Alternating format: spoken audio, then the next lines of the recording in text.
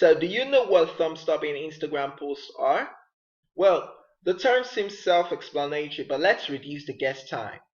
Have you observed that when you're scrolling through your Instagram feed, you just continue until you come across that exceptional post that makes you pause? That is exactly the idea.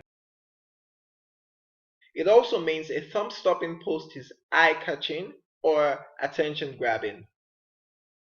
So where are this kind of posts meant to be discovered? First is in the Instagram search feed. The Instagram search feed aggregates posts based on hashtags, location, or your previous search patterns, most especially.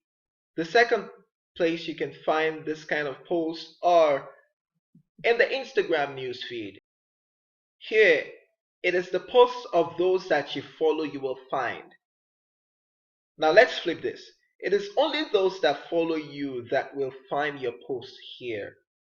But hey, listen, it does not mean your followers will automatically click your post and visit your account.